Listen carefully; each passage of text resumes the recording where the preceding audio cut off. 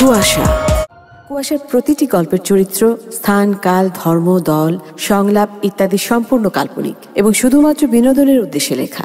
গল্প বা গল্পের কোনো চরিত্রের সাথে বাস্তবের যে কোনো সাদৃশ্য সম্পূর্ণভাবে কাকতালীয়। ভালো এবং খারাপ দুটো আপেক্ষিক শব্দ। কারো কাছে যা ভালো সে একই জিনিস অন্যের কাছে খারাপ হতে পারে। ভালো আর খারাপের এই লড়াই তো সৃষ্টির শুরু থেকেই হয়ে আসছে। আমাদের এই জগৎ বড়ই রহস্যময়। এই জগতের সব রহস্য জানা সৃষ্টির এত হাজার বছর পরেও মানুষের পক্ষে সম্ভব হয়নি।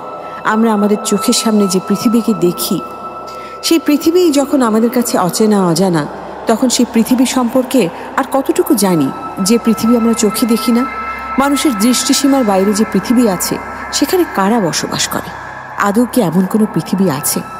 হয়তো আছে, হয়তো নেই। কিন্তু যদি থাকে, তবে সেই পৃথিবীতেও নিত্য চলে ভালো আর খারাপের লড়াই।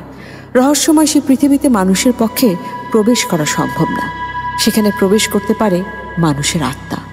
কিন্তু এই জগৎ থেকে সেই রহস্যময় জগতে যাওয়ার যে প্রবেশদ্বার, সেখানে আসলে কি ঘটে সে রহস্য কারও জানা নেই। কিন্তু মানুষের কল্পনা আর জানা অজানা মানে কোথায়? আজকের ঘটনা সেরকম রহস্যময় ভয়ঙ্কর জগতে প্রবেশের লড়াই নিয়ে, এক অশুদ্ধ আর শুদ্ধ আত্মার লড়াই নিয়ে। পৌঁছে গেছি। জি জি জি করছেন কেন? নামবেন নাকি আবার স্টেশনে যাবেন? না, নামছি। আরে আরে, উপরে কোথায় যাচ্ছেন? না মানে, আরে বাসা এটা। এখন দয়া করে 2 সেকেন্ড দাঁড়ান, লকটা খুলি। জি। যত সব এসে পড়েছে আমার মাথার উপর। আসেন ভেতরে এসে আমাকে উদ্ধার করেন।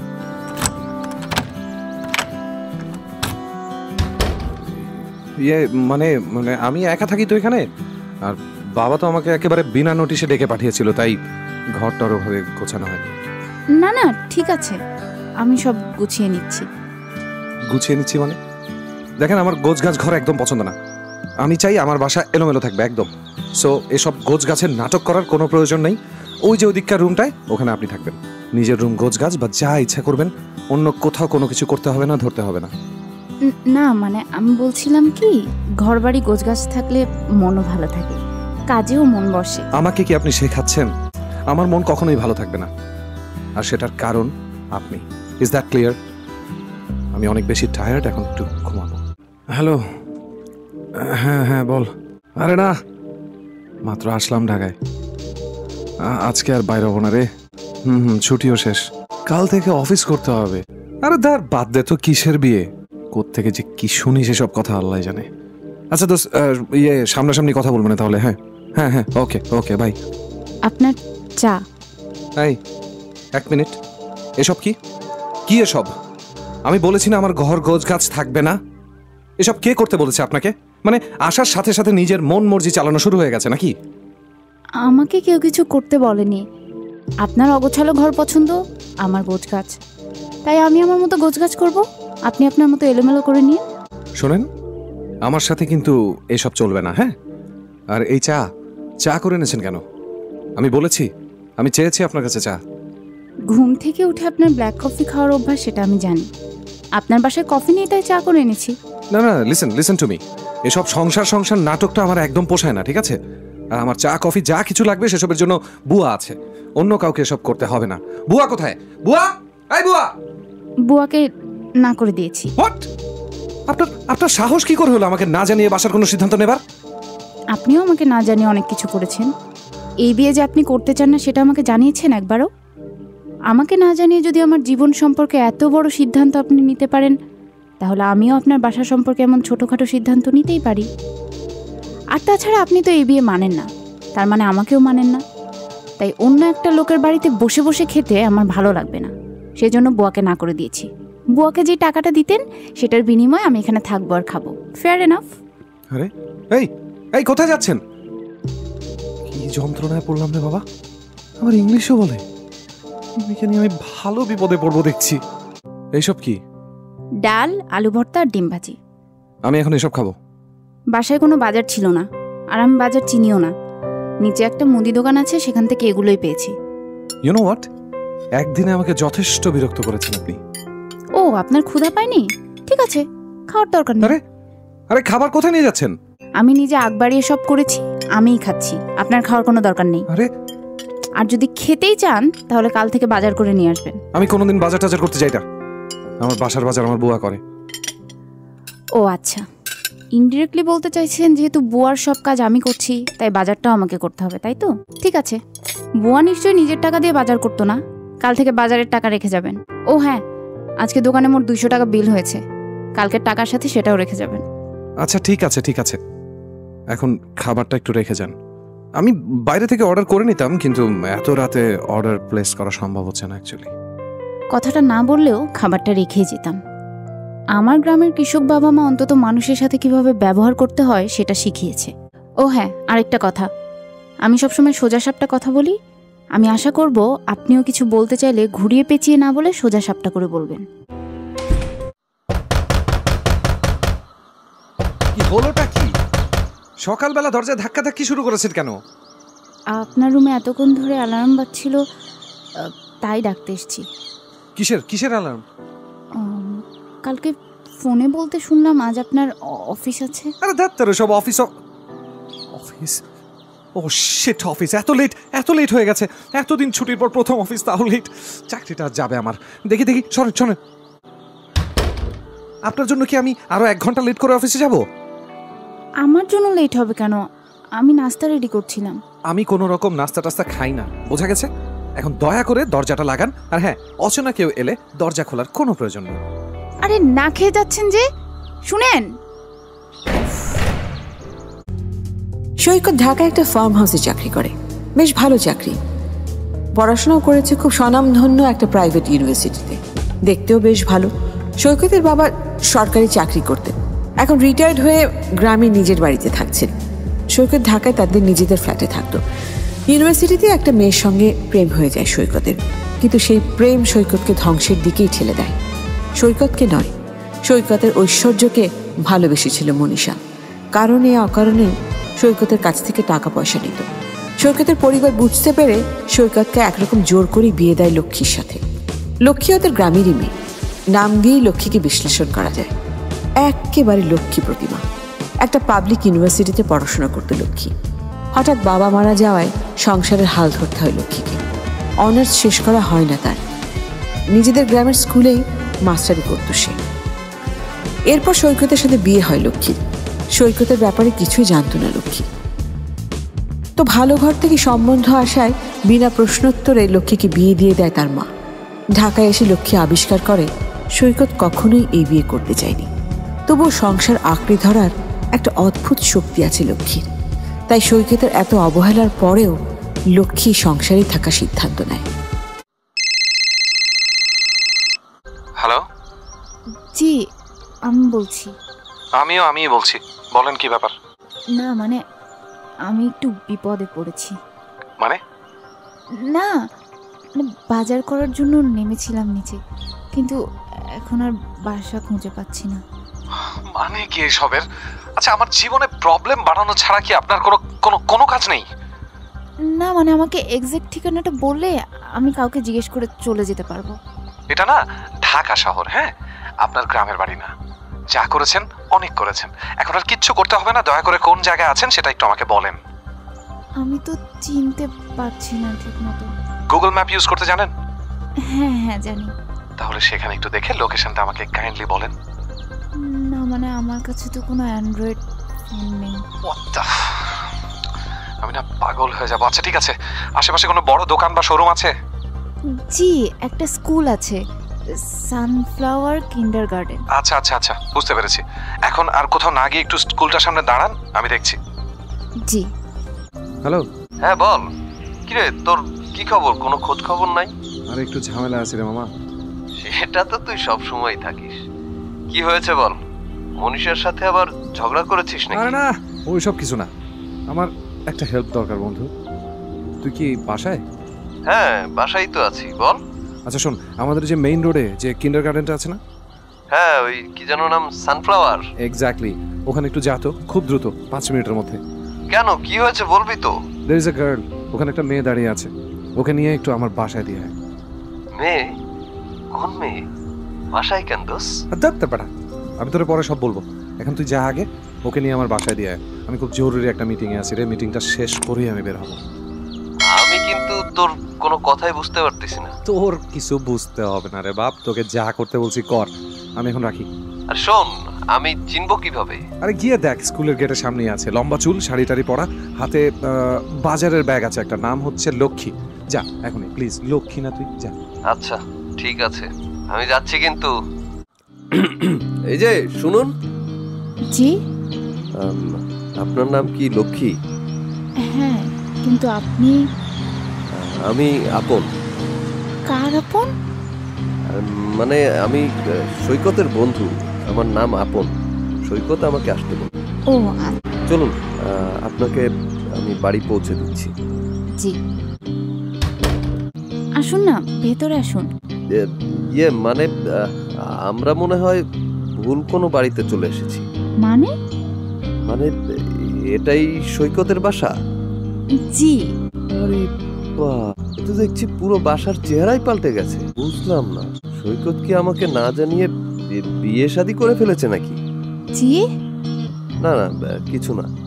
আসুন, ভেতরে আসুন। হ্যাঁ। নেন, চা খান। থ্যাঙ্কস। আমার জন্য আপনাকে এত ঝামেলা পোহাতে হলো। আসলে আমি এখানে কিছু চিনি না তো, বাজার করতে গিয়ে কোন গলি দিয়ে কোথায় যে চলে গেলাম নিজেই বুঝতে পারলাম না। আরে না না, কোনো সমস্যা নেই। সৈকত আমার খুবই ভালো বন্ধু, ওর জন্য তো জানও প্রস্তুত। কিন্তু আপনি মানে কিছু মনে করবেন না, আপনি কি ওর কোনো রিলেটিভ?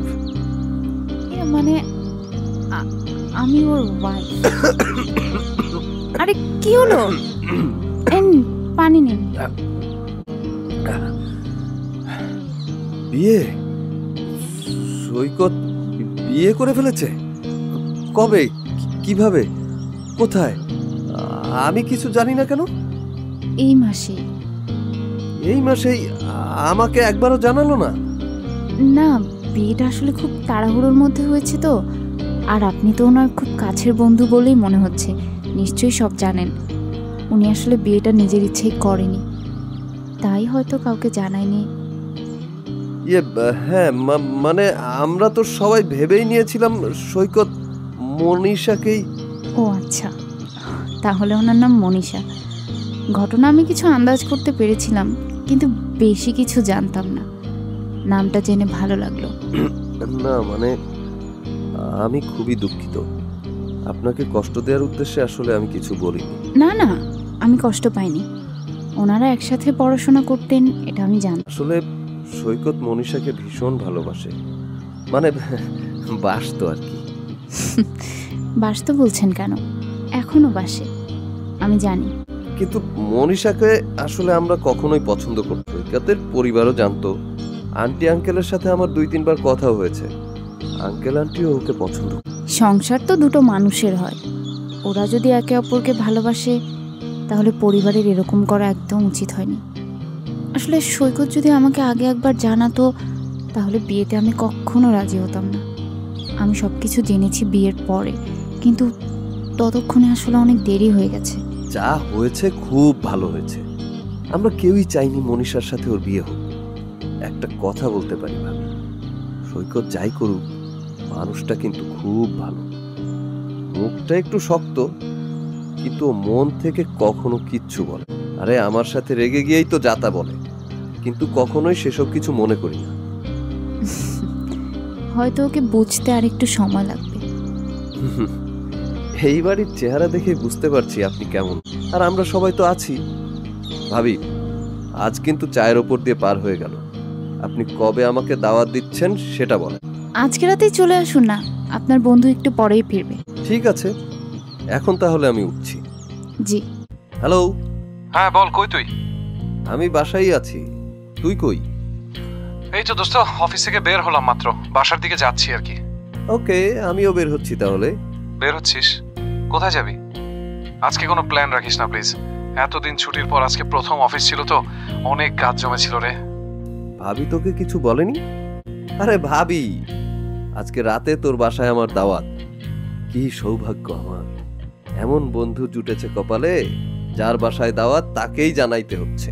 ও আচ্ছা, ঠিক আছে, চলে আয় তাহলে, আমি প্রায় পৌঁছে গেছি। আচ্ছা, আর শোন, তোর সাথে আমার কিছু কথাও আছে। ঠিক আছে ঠিক আছে, তুই আয়। আপনি আপনকে আজকে আসতে বলেছেন?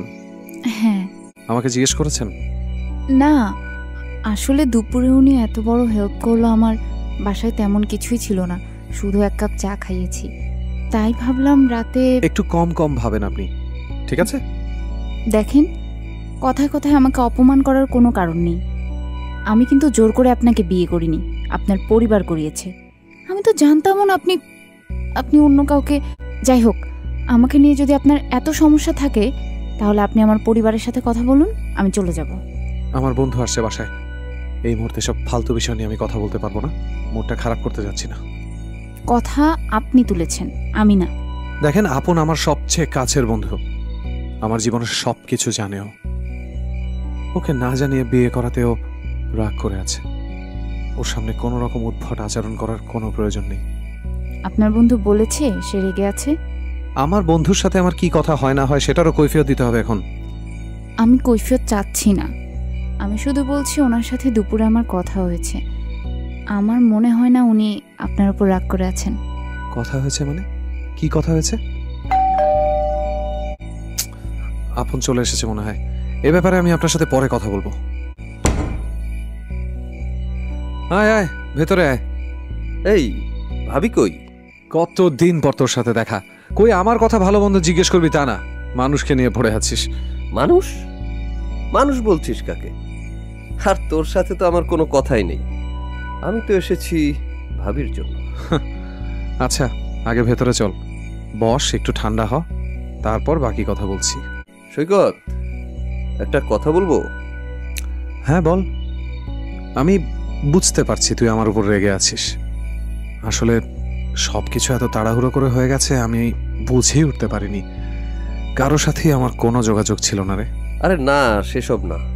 শোন, মানুষের জীবনে কত কিছুই তো হয়, কিন্তু যে সব কিছুর সাথে মানিয়ে নিতে পারে সেই জীবনে সুখী হয়। আমার জীবনে ওসব সুখ টুকের আর কোনো জায়গা নাই রে। এভরিথিং ইজ গন, সবকিছু শেষ হয়ে গেছে। কি শেষ হয়েছে? বল আমাকে, কি শেষ হয়ে গেছে?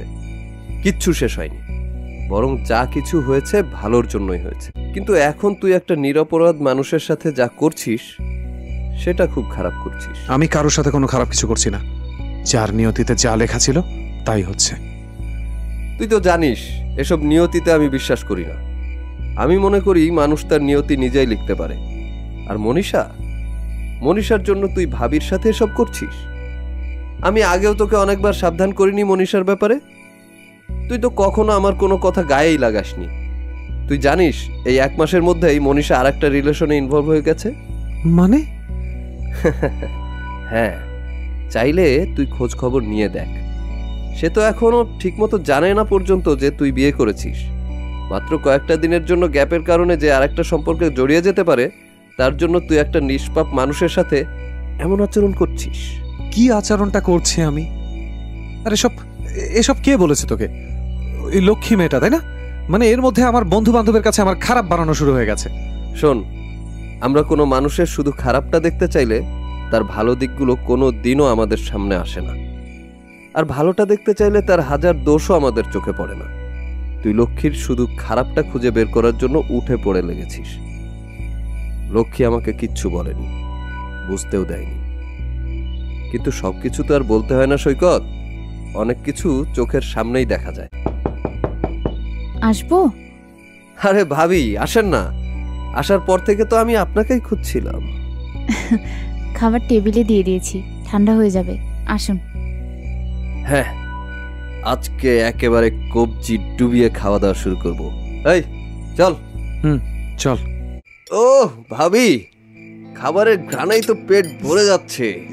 বসেন না। কিরে, তুই হা করে দাঁড়িয়ে আছিস কেন? বস। আমার মনে হচ্ছে কি জানিস, তুই আমার বাসায় দাওয়াতে এসেছিস। ভাবি, আপনিও বসেন না। না, আমি পরে খাবো। বাবা, একেবারে পাক্কা গৃহিণী। আমার মাকে দেখতাম, কোনোদিন আমাদের সাথে খেতে বসতেন না, পরে খেতে বসতেন। থাক থাক থাক, আর না আর না। এই আমাকে সালাদটা একটু পাস করতো। হ্যাঁ দিচ্ছি। আচ্ছা হয়েছে তো, যথেষ্ট, তাই না? আমি কি গরু নাকি? দিয়ে যাচ্ছেন তো দিয়েই যাচ্ছেন। সৈকত, তোর বউয়ের রান্নার হাত আছে বলতে হবে। ভাবি, আমি কিন্তু প্রায় চলে আসব। একদম চলে আসবে। এই আমাদের ওই সেন্টুর কি খবর রে? আরে সেন্টু তো আবার বিয়ে করছে। কি বলিস? এই নিয়ে 4টা হইলো। হ্যাঁ, ওর টার্গেট তো সেঞ্চুরি। ভাবি, আমাদের এক বন্ধু আছে, সনেট নাম, আমরা ওকে সেন্টু ডাকি। ওর জীবনের একমাত্র উদ্দেশ্য হলো বিয়ে করা। বাহ, খুব মহৎ উদ্দেশ্য নিয়ে এগোচ্ছে। দেখলি, ভাবিও সেন্টুরে নিয়ে মজা নেয়। ভাবি, একদিন নিয়ে আসবো ওকে।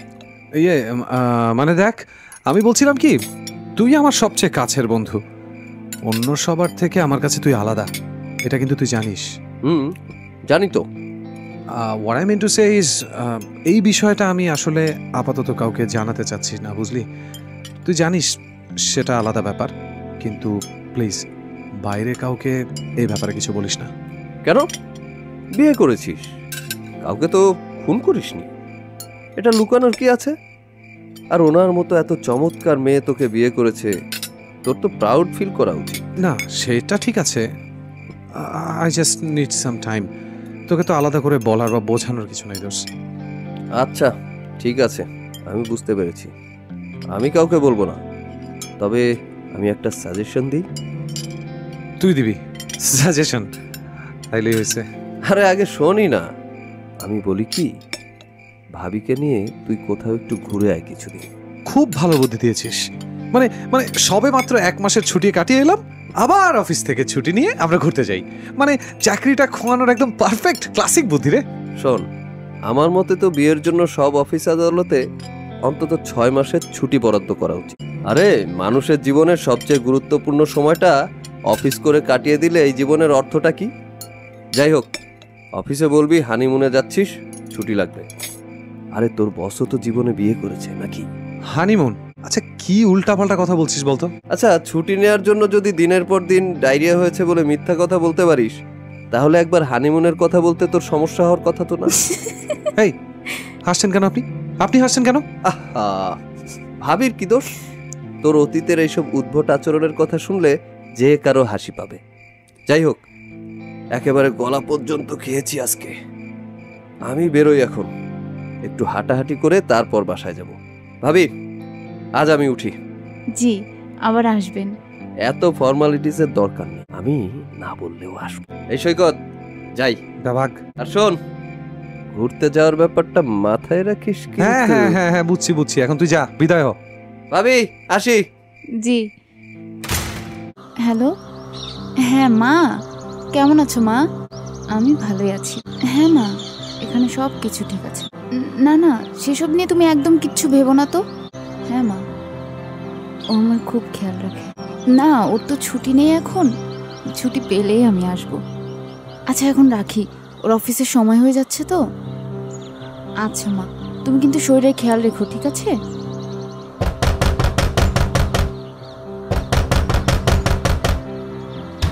আরে কি সমস্যাটা কি?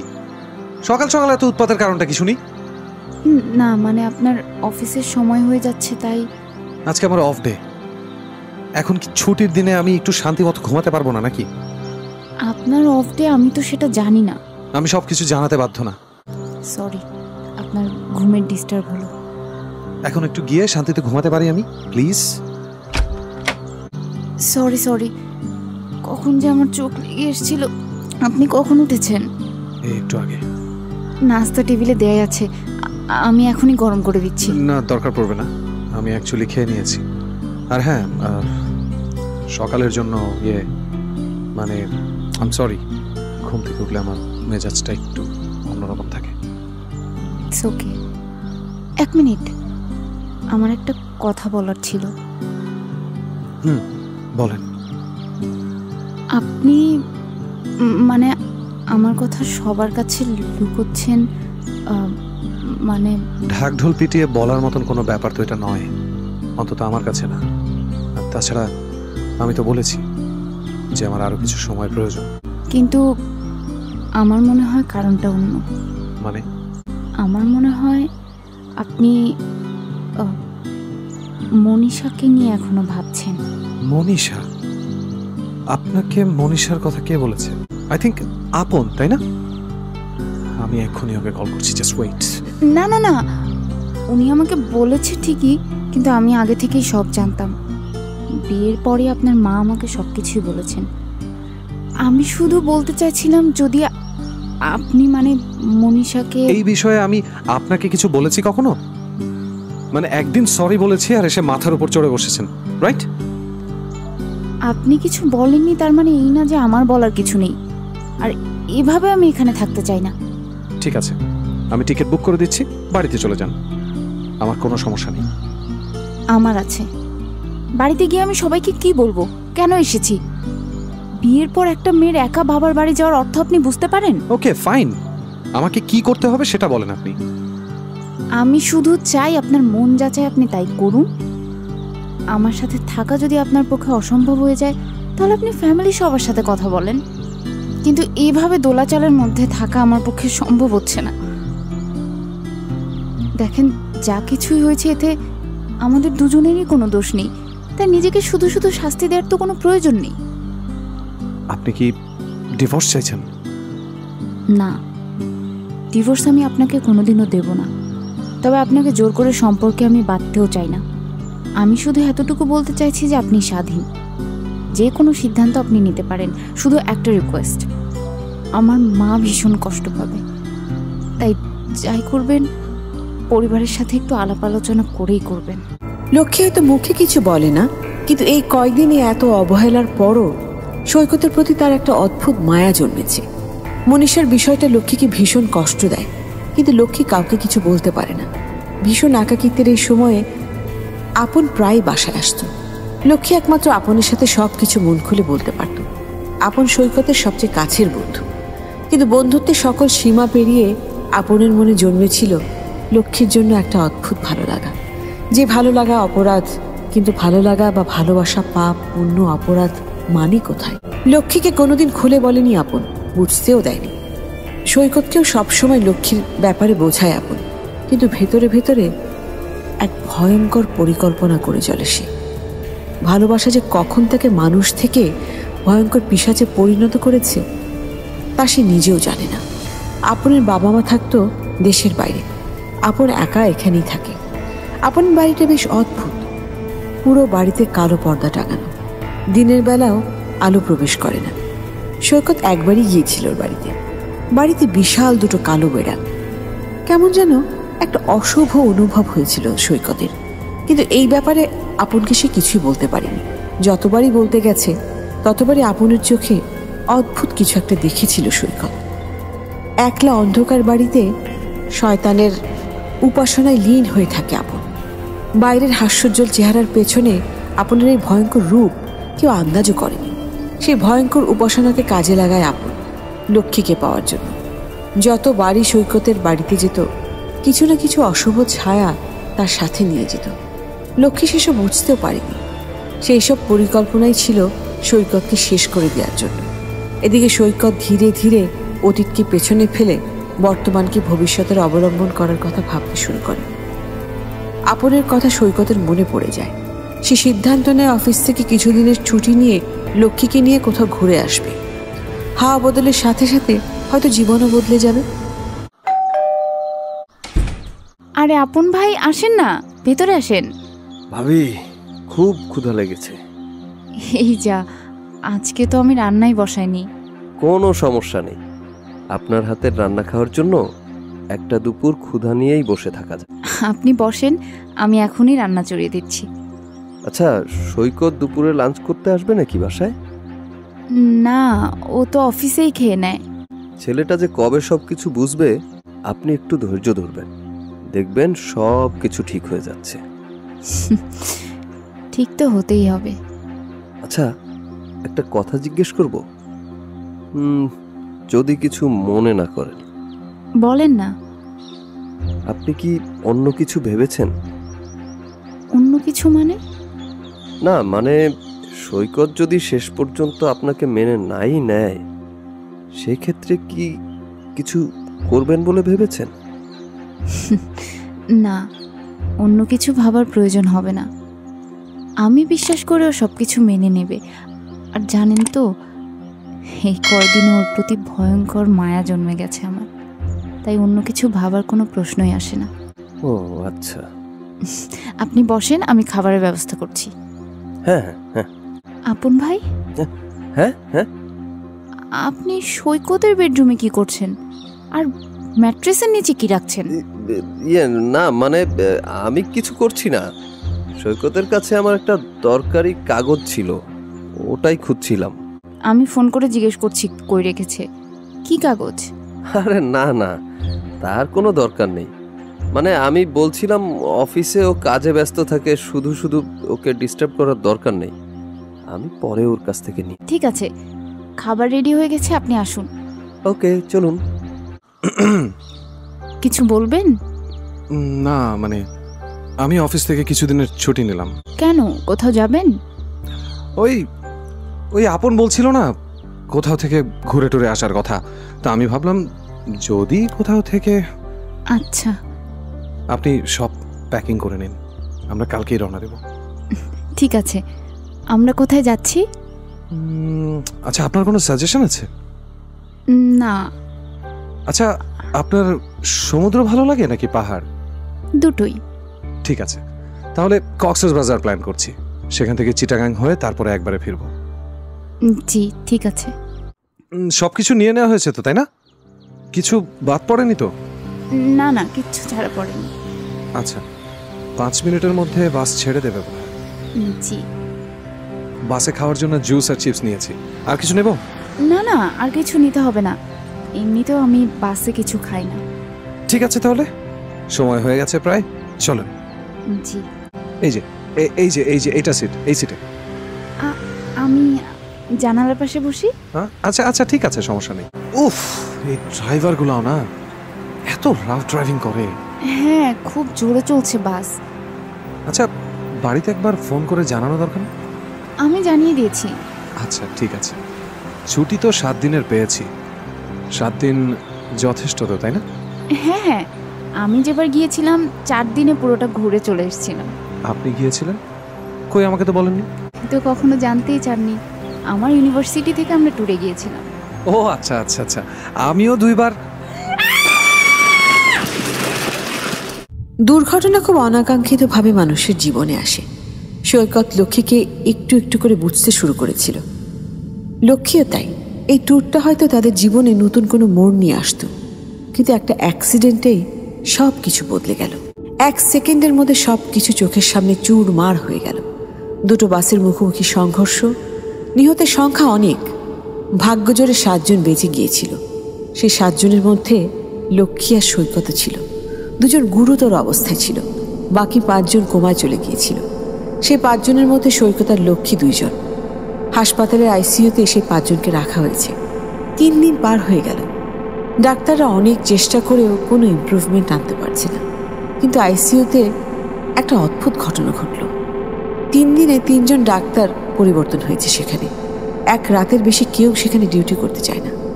কোনো একটা অদ্ভুত কারণে 3 জন ডাক্তারই অসুস্থ হয়ে পড়ে। চতুর্থ দিন সেখানকার দায়িত্বে এলো ডক্টর শায়লা। দুপুরের পর থেকে শায়লার ডিউটি সেখানে। দুপুরে এসে সবার একটা রেগুলার চেক আপে গেল ডক্টর শায়লা। ধীরে ধীরে সন্ধ্যা পেরিয়ে রাত নেমে এলো। আর এই রাত শায়লার জীবনে কোন অন্ধকার বয়ে আনবে তা সে নিজেও জানে না। নার্স, সব কিছু ঠিক আছে তো, তাই না? আপনি যান, পাশের ওয়ার্ডের পেশেন্টদের কী অবস্থা একটু দেখে আসেন। বুঝতে পারছি না, কোনোরকম রেসপন্সই তো করছে না পেশেন্ট।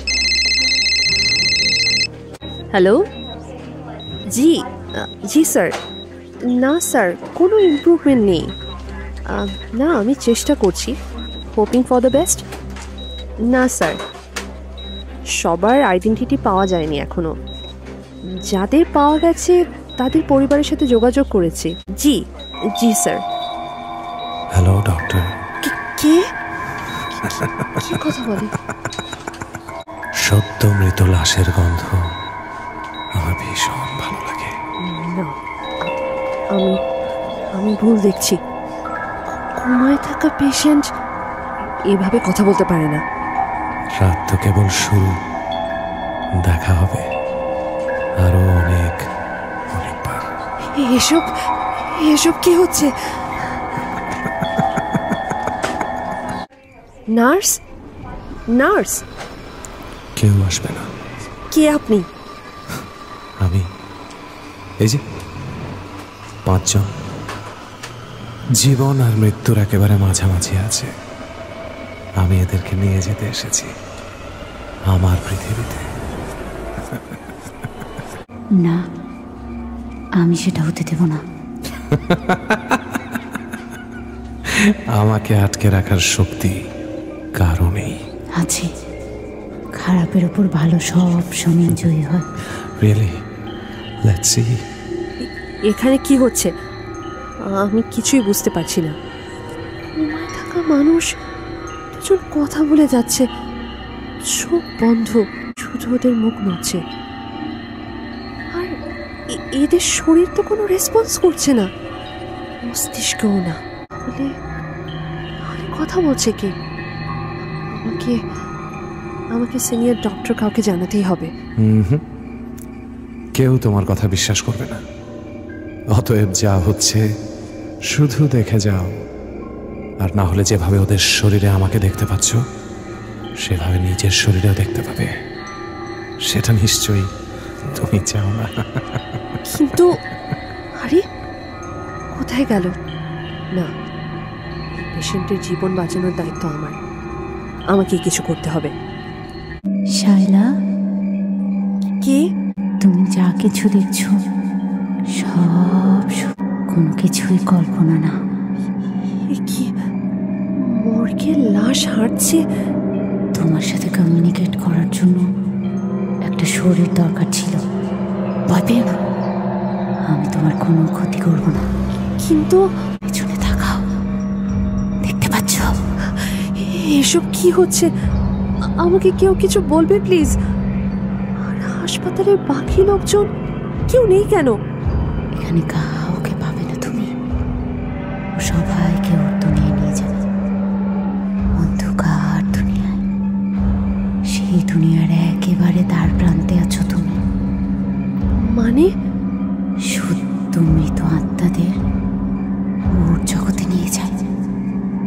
সেসব আত্মারা ওকে হাজার হাজার বছর বাঁচিয়ে রাখে। তাহলে এখন আমার সাথে যেতেই হবে। কোনো কিছু করার চেষ্টা করে কোনো লাভ নেই। No one can stop me. শুভরাত্রি। হাসপাতালের রাতটা শায়লার জীবনে এক অপার রহস্য নিয়ে এসেছে। সে চোখের সামনে যেসব দেখছে সেসব কিছু বিশ্বাস করতে চাইছে না, আবার বিশ্বাস না করেও থাকতে পারছে না। কোমায় থাকা 5 জনের মধ্যে একটা খারাপ কিছুর অস্বস্তি সে চোখের সামনে দেখতে পাচ্ছে। হুটহাট করে অর্ধমৃত সে মানুষগুলো ঠোঁট নড়ে উঠছে। আইসিইউর পরের লবিতেই ছিল মর্গ। চোখের সামনে এসব দেখে যখন নিজের অস্বস্তি নিয়ে প্রশ্ন উঠছিল শায়লার মনে, ঠিক তখনই মর্গ থেকে সাদা ফ্যাকাশে একটা লাশ হেঁটে আসতে দেখল সে। হয়তো বেশ কয়েকদিন আগের লাশ। পৌঁছতে শুরু করেছে। এমন বিভৎস দৃশ্য দেখার পর নিজেকে সামলানো কোনো স্বাভাবিক মানুষের পক্ষে সম্ভব না। হয়তো মেডিকেল সায়েন্সের সাথে এতটা বছর কাটানোর কারণেই নিজেকে একটু সামলে নিতে পেরেছিল শায়লা। লাশটা হাঁটতে হাঁটতে তার সামনে এসে দাঁড়ালো, তারপর কথা বলতে শুরু করল। কথা শুনে শায়লা বুঝতে পারল এখানে যে ভালো আত্মাটি আছে সে শায়লার কাছে সাহায্য চাইছে। কোমায় থাকা 5 জনকে বাঁচাতে চায় সে। কিন্তু কিছু শোনার আগেই হঠাৎই সেই লাশের শরীরে খারাপ সেই আত্মাটা প্রবেশ করল। শায়লা বুঝতে পারল ভালো আত্মার চেয়ে খারাপ ওই আত্মার শক্তি অনেক বেশি। নিজেকে শক্ত করে নিল শায়লা। আজকের রাতটাকে সে তার জীবনের সবচেয়ে চ্যালেঞ্জিং রাত হিসেবে নিল। ভালো আর খারাপ 2 আত্মার এই লড়াইতে ভালোকে জয়ী করতেই হবে।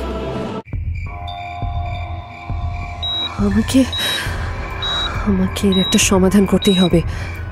আত্মার অস্তিত্ব আছে কিনা সেটা নিয়ে আমি কোনোদিন বাড়াবাড়ি করিনি, কিন্তু নিজের চোখের সামনে যা কিছু দেখছি এসব তো আমি কিছুতেই ইগনোর করতে পারি না।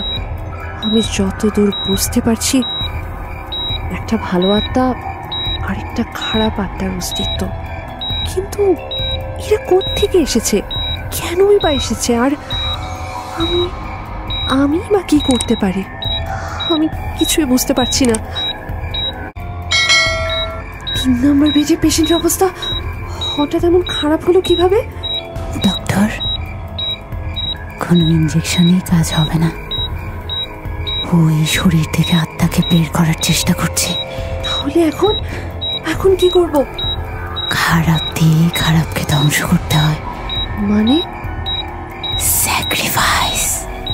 মানে কি? আমাকে মেরে ফেলতে হবে আপনার। এসব কি বলছেন আপনি? হ্যাঁ, ওর সাথে লড়তে হলে আমাকে ওর জায়গায় যেতে হবে। কিন্তু আমি এই শরীরে বাধা পড়ে আছি। যতক্ষণ আমার শ্বাস প্রশ্বাস চলবে এই শরীর থেকে বেশি দূরে আমি যেতে পারবো না। তাই আমাকে আমার শরীরের বলিদান দিতে হবে। না, এটা সম্ভব না। আমার কাজ জীবন বাঁচানো, মেরে ফেলা না। আমি এটা করতে পারবো না। That's right doctor, you can't. আপনি এটা করতেই পারেন না, কিন্তু আমি পারি। শায়লা, শায়লা, তোমাকে করতেই হবে। 4টা জীবন বাঁচানোর জন্য একটা স্যাক্রিফাইস করতেই হবে। No no no no no, 4টা নয়, 3টা। পেশেন্টের কোনো বিট নেই। Patient is dead.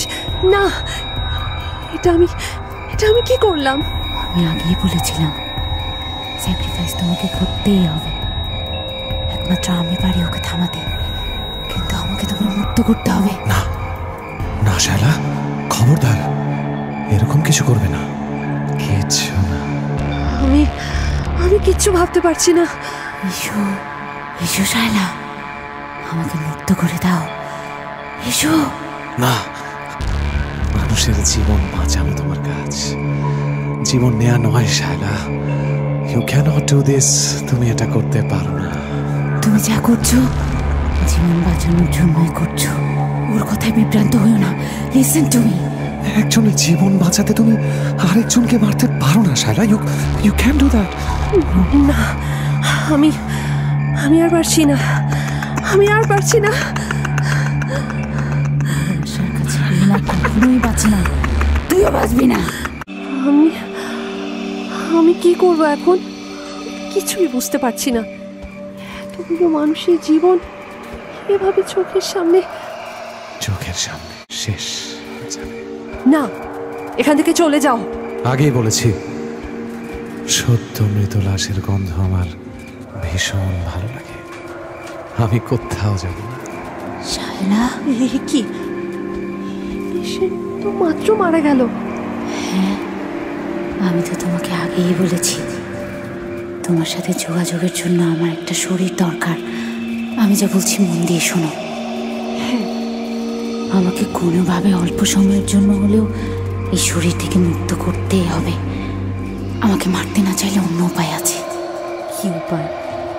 আমাকে তোমার নিজের শরীরের ভেতরে নিতে হবে। আমার শরীরে? কিন্তু কিভাবে? আমি সব কিছু বলে দেবো তোমাকে, কিন্তু মনে রেখো একটু ভুল হয়ে গেলে আমার জায়গায় ও তোমার শরীরে ঢুকে যেতে পারে। আর একবার যদি ও তোমার শরীরে ঢুকে যায় সব কিছু শেষ হয়ে যাবে। আমি পারবো। কাজটা করার সময় ও তোমাকে কিছুতেই করতে দেবে না, কিন্তু তোমাকে এক মনে করতে হবে ও যত কিছুই করুক তুমি ওর চোখের দিকে তাকাবে না। ঠিক আছে। ওই লাশটার পাশে শুয়ে পড়ো। লাশের পাশে? আমি? হ্যাঁ, যা বলছি তাড়াতাড়ি করো। আর শোনো, শুয়ে চোখ বন্ধ করে এক নাগাড়ে ওই লেখাটা পড়তে থাকবে। দেখতে পাচ্ছ সিলিংয়ে? হ্যাঁ, পাচ্ছি। অন্য কোনো দিকে তাকাবে না। আচ্ছা। শায়লা, আমাদের ওদেরকে বাঁচাতেই হবে, কারণ ওদের মাঝে সৈকত আছে। একমাত্র তুমিই পারো আমাকে সাহায্য করতে। আমি তোমাকে সাহায্য করব। আসো, শুয়ে পড়ো। ভয় পেও না শায়লা, তুমি যাও। আচ্ছা। লাশের পাশে শুয়ে না শায়লা, ওটা মৃত লাশ। ওই লাশ উঠবে, উঠে বসবে তোমার পাশে। তারপর না শায়লা, না না, এখানে এসো না। বড় শায়লা, তুমি পড়তে শুরু করো। পড়ছি। আসতে পারি ডাক্তার? হ্যাঁ। আপনি আপনি ঠিক আছেন ডাক্তার? আপনি কে? আপনি বলছি, আগে আপনি আসুন। আর এখানে এই লাশের পাশে শুয়ে আপনি কি করছেন? আপনি এখানে এলেন কি করে? এখানে রাত থেকে আমি কাউকে দেখিনি। ওয়ার্ড বয়, নার্স কেউ নেই। আমি সবাইকে অনেক খুঁজেছিলাম। কেউ আসতে না পারলেও আমি পারবো। মানে? আপনি আগে শান্ত হন, আমি সব বলছি। আসুন আমার সাথে। এই নিন পানি। আমি জানি আপনার সাথে এখানে কি কি হয়েছে। মানে কে আপনি? আমার নাম আপন। আমি আপনার ওই 4 নম্বর বেডের পেশেন্ট, মানে সৈকতের বন্ধু। আপনি ওনাকে চেনেন? মানে আমরা তো এখনো ওনার আইডেন্টিটি খুঁজে বের করতে পারিনি। তাহলে আপনি কিভাবে? আমাকে এখানে যে এনেছে তাকে আপনি দেখেছেন অনেকবার। আর শুধু সৈকতই না, 5 নম্বর বেডের যে পেশেন্ট, ওর নাম লক্ষ্মী। ও সৈকতেরই স্ত্রী। আমি ওদের দুজনকেই চিনি। আমি কিছুই বুঝতে পারছি না। আমি সব কিছু বলছি। যে ভয়ঙ্কর আত্মা আপনি এখানে দেখতে পাচ্ছেন, আমার জন্যই সে এখানে এসেছে। মানে? সৈকত আর লক্ষ্মীর বিয়ে হয়েছে সব মিলিয়ে 2 মাস। সৈকত আসলে মনীষা নামে একজনকে ভালোবাসত, কিন্তু সৈকতের পরিবার একরকম জোর করেই লক্ষ্মীর সাথে সৈকতকে বিয়ে দেয়। সৈকত লক্ষ্মীকে কিছুতেই মেনে নিতে পারছিল। সৈকত আমার সবচেয়ে কাছে। আমি প্রায়ই ওদের বাসায় যেতাম। ধীরে ধীরে লক্ষ্মীর সাথেও আমার একটা ভালো সম্পর্ক তৈরি হয়েছে। লক্ষ্মীর মনে কখনোই কিছু ছিল না, ও আমাকে সৈকতের বন্ধুই মনে করেছে সবসময়। কিন্তু জানি না আমার কি যেন হয়ে গিয়েছিল। আমি লক্ষ্মীকে আমার বন্ধুর ওয়াইফ ভাবতে পারছিলাম। ওকে ওকে আমি ভালোবেসে ফেলেছিলাম। কিন্তু সৈকত আমাকে নিজের চেয়েও বেশি বিশ্বাস করত। আমি আমি বুঝতে পারছিলাম না আমার কি করা উচিত। কি করলেন আপনি? আমি অন্ধকারের সাধক। অন্ধকার জগতের সাধনা করে, সেখানকার বাসিন্দাদের সাথে যোগাযোগ করে আমি আমার জীবনের অনেকটা সময় পার করেছি। সেই অন্ধকার জগৎকেই আমি কাজে লাগাই। ওদের বাড়িতে আমি যখনই যেতাম, সাথে করে আমি ছায়াদের নিয়ে যেতাম সৈকতকে শেষ করে দেওয়ার জন্য। কারণ সৈকতকে শেষ করতে পারলেই আমার পথ পরিষ্কার। আপনার সবচেয়ে কাছের বন্ধু, সবচেয়ে ভালো বন্ধুর সাথে আপনি এটা করতে পারলেন? কথায় বলে না, ভালোবাসা মানুষকে অন্ধ করে দেয়। আমিও অন্ধ হয়ে গিয়েছিলাম। কিন্তু একটা দুর্ঘটনা সব কিছু এলোমেলো করে দিল। আসলে আমি মাঝে মাঝে সৈকতকে বলতাম যে লক্ষ্মীকে নিয়ে কোথা থেকে ঘুরে আয়, কিন্তু হুট করে যে ও প্ল্যান করে ফেলবে, এটা আসলে আমি বুঝতে পারিনি। এরপর ওরা কক্সবাজারে যখন রওনা হয় এবং বাস অ্যাক্সিডেন্ট হয়, তাই তো? কিন্তু তারপরে এসব? যে খারাপ আত্মাকে আমি সৈকতকে শেষ করার জন্য ব্যবহার করেছিলাম, সৈকতের ভেতরে সেটা অলরেডি ঢুকে গিয়েছিল। সৈকত যখন কোমায় চলে যায়, সেই আত্মা শরীর থেকে আত্মাদের আলাদা করে ওই অন্ধকার জগতে নিয়ে যায়, আর তাতে ওর শক্তি আরো বেড়ে যায়। সেজন্যই 1 নম্বর বেডের পেশেন্ট? হ্যাঁ, এভাবে করে এখানকার কোমায় এই 5 জনকেই ও নিজের সাথে করে নিয়ে যেতে চায়। যেদিন অ্যাক্সিডেন্টটা হয়, আমি সেই দিনই সবকিছু বুঝতে পারি। আমি আসলে এই কয়দিন অনেক চেষ্টা করেছি, কিন্তু সবকিছু এখন আমার হাতের বাইরে চলে গেছে। ও এতই শক্তিশালী হয়ে গেছে যে আমি আর ওকে নিয়ন্ত্রণ করতে পারছি না। কিন্তু এখানে আমি আরেকজনকে দেখেছি যে সবাইকে বাঁচাতে চায়। হ্যাঁ, আমি সেটাও জানি। যেখানে খারাপ থাকবে সেখানে ভালোও থাকবে। লক্ষ্মীর ভেতরে হয়তো ওর নিজের অজান্তেই কোনো শুভ আত্মার এক্সিস্টেন্স ছিল, অথবা হয়তো সৈকতের প্রতি ওর ভালোবাসা ওকে এত শক্তিশালী করতে পেরেছে যে ও নিজের আত্মাকে নিজের শরীর থেকে আলাদা করতে পেরেছি, কিন্তু সেই আত্মার একার পক্ষে ওই পিশাচকে ধ্বংস করা সম্ভব না। তাই বারবার ও আপনার কাছে সাহায্য চেয়েছে। কিন্তু এখন এখন আমরা কি করব? এই লাশের অসহ্য গন্ধ আমার আর ভালো লাগছে না। বলছি, কিচ্ছু করার নেই। আস্তে আস্তে আস্তে আস্তে, ভয় পাওয়ার কিছু নেই। ওকে ধ্বংস করতে না পারলেও অন্তত আমি যতক্ষণ আছি ততক্ষণ ও আমাদের কোনো ক্ষতি করতে পারবে না। তাই তাই তাহলে এখন কি হবে ডক্টর? আপন ওর শরীর এখন আমার হাতে। শায়লা, আপনি ওর কোনো কথা শুনবেন না। আপনি এটা ধরেন। কোনো লাভ নেই, আমার কথা তো শুনতেই হবে। আমি তোমাকে একটা সুযোগ দিতে চাই। তুমি চাইলে এখনই এখান থেকে চলে যেতে পারো। না শায়লা, আপনি এটা করতে পারেন না। আপনি সবকিছু ছেড়ে এখন যেতে পারেন না। আপনি লক্ষ্মীর কাছে যান। ও ভালোই পারে খারাপকে শেষ করতে।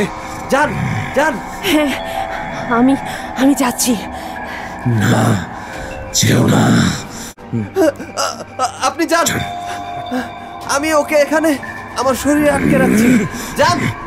আপনার হাতে যতক্ষণ ওই লকেটটা আছে ততক্ষণ আপনার কোনো ক্ষতি হবে না। আপনি যান। এই শরীরে থেকে আমি কিছুই করতে পারবো না। আমার আরেকটা শরীর দরকার, আর তাই আমার তোমার সাহায্য দরকার। আমার শরীর? আমি তোমার শরীরে ঢুকে সব কিছু শেষ করব। কিন্তু একবার সব কিছু শেষ হয়ে গেলে আমি আবার নিজের শরীরে ফিরে আসবো। লক্ষ্মীর কিচ্ছু হবে না। ঠিক আছে, তোর সময় ফুরিয়ে এসেছে। আমার সময় অনন্ত। খারাপ কখনো অনন্ত হয় না। কি করছিস? না না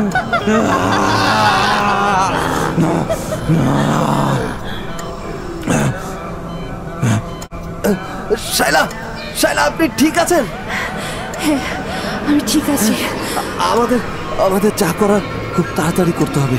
ওই পিশাচকে লক্ষ্মীর শরীরে লক্ষ্মী আটকে রেখেছে। আমাদের এক্ষুনি ওই শরীরটা শেষ করে দিতে হবে। কি বলছেন আপনি? তাহলে লক্ষ্মী নিজের শরীরকে স্যাক্রিফাইস করে দিয়েছে সৈকতের জন্য। এখন যদি ওর শরীরটা শেষ নাও করে দেওয়া হয় তবুও লক্ষ্মী আর কখনো ফিরবে না। ও জেনে শুনে সবকিছু করেছে। লক্ষ্মী? তাড়াতাড়ি করুন, আমাদের হাতে খুব বেশি সময় নেই। তাড়াতাড়ি চলেন। লক্ষ্মী নিজের শরীরের মধ্যে সেই পিশাচকে বন্দি করে তার সাথে সেই অন্ধকার জগতে চলে যায়। নিজেকে স্যাক্রিফাইস করে দেয়। খারাপকে ধ্বংস করতে ভালো সবসময় অনেক বড় কিছু স্যাক্রিফাইস করতে হয়। সেই রাতটা শায়লা তার জীবনে কোনোদিন ভুলতে পারবে না। ভোরের আলো আসার সাথে সবকিছু আবার স্বাভাবিক মনে হলো শায়লা। একবারের জন্য সে ভেবেছিল হয়তো সে স্বপ্ন দেখছিল এতক্ষণ, কিন্তু আইসিইউ সেই ওয়ার্ডে গিয়ে যখন দেখল লক্ষ্মীর নিথর দেহ, তখন সে বুঝতে পারল জীবন মাঝে মাঝে দুঃসময়ের চেয়েও ভয়ঙ্কর। সৈকত ধীরে ধীরে সুস্থ হয়ে উঠল। আপনের মুখে সে সবকিছুই শুনেছে। আপনকে সে কোনোদিনও মাফ করতে পারবে না। নিজেকেও হয়তো কোনোদিন ক্ষমা করতে পারবে না সৈকত। যে মানুষটাকে শুধুমাত্র অবহেলায় করেছে, সেই মানুষটা তার জন্য এত বড় স্যাক্রিফাইস করে চলে গেল। আর এদিকে শায়লা ধীরে ধীরে সেই রাতটাকে ভুলে যাওয়ার চেষ্টা করল। কিন্তু হঠাৎ একদিন সে ফোন করলো তার ডিপার্টমেন্টের চেয়ারম্যানের কাছে। ফোন করে সে বলল সে মর্গে বদলি নিতে চায়। কিন্তু চেয়ারম্যান বুঝতে পারছিল না ওর মতো এত ট্যালেন্টেড একজন ডাক্তার মর্গে কেন বদলি নিতে চাইবে। অনেক জোরাজুরি করার পর শায়লা বলে উঠল, সদ্য মৃত লাশের গন্ধ আমার ভীষণ ভালো লাগে। তাহলে কি সেদিন রাতে লড়াই করতে করতে শায়লার নিজের অজান্তেই কোনোভাবে শায়লার ভিতরে এমন কিছু প্রবেশ করেছে যে শায়লাকে টেনে নিয়ে যাবে অন্ধকার জগতে? কুয়াশা।